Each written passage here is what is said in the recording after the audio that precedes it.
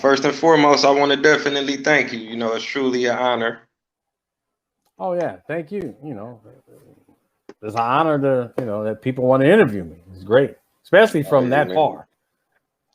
Man, you done made world history, bro.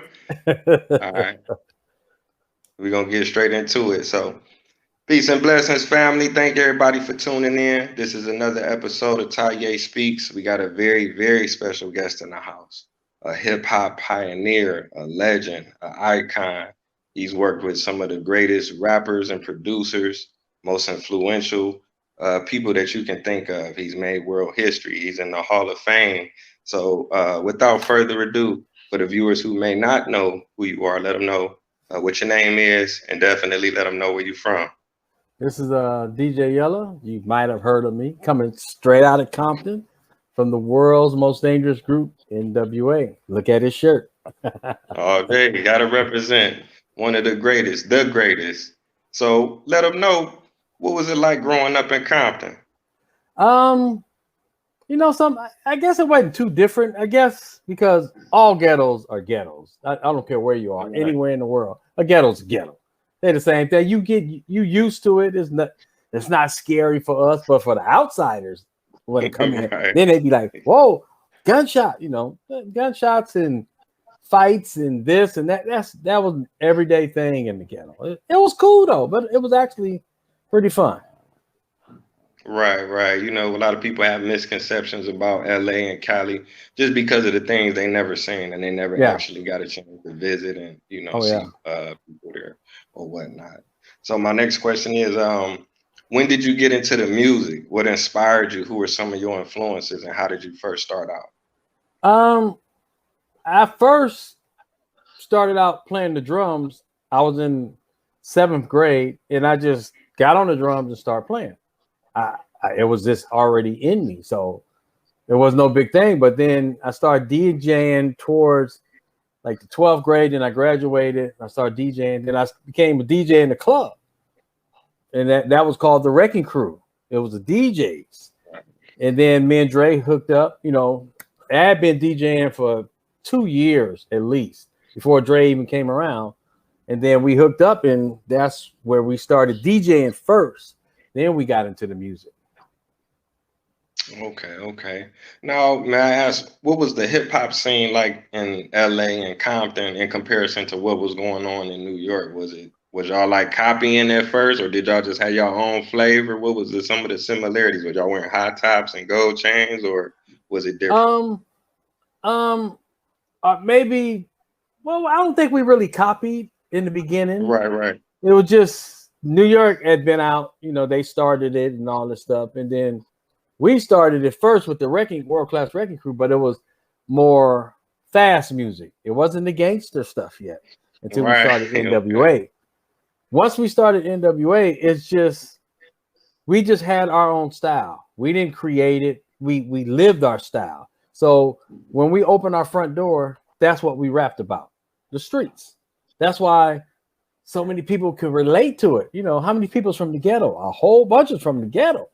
I ain't saying the ghetto's a bad place, but we can relate to what's going on in the street. So, and we had our style, how we wore, Raiders caps and this and black, and that's just our style. New York wore their thing, we wore ours. Right. And I'm glad you said that because when NWA came out, y'all changed the music, y'all changed how people dress, y'all changed the Yeah. cars. Everybody wanted to ride in the six fours Yeah. and the palm Six trees row. and everything.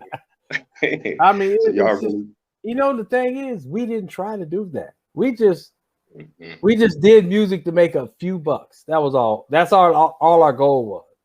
It never was gold records, platinums, and all these groups and movies and Hall of Fame. We had no idea that was coming. And all the football teams, all the basketball team got black uniforms somewhere in a trio of uniforms. Football, Mhm. everybody got black now. The LA Kings, they was purple and gold. Now they're black and silver. So we changed a Right. lot, but we didn't try to. We didn't know what we was doing. Okay, okay. Now, at what point did you start NWA and also like Easy, Ren, Dre, Cube, all of y'all? Did y'all live in the same neighborhood or went to school together? How did y'all actually connect? Um, Dre knew Easy. Easy knew Ren. Cube was around me and Dre in the Wrecking Crew days because he came from another group called CIA that Dre did one. They did one song. So some grew up together and some didn't. Me and Dre didn't even grow up together. So it just once we got towards the end of the World Class Wrecking Crew because we made no money there. So that's why we went from that to the next to the real group, I say, and it just happened. It wasn't planned. It just happened that way. Right, right.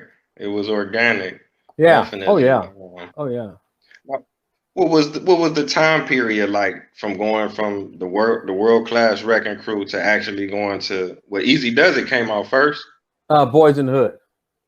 Boys Okay, in the Hood yeah. was So what was like? that was like a night and day.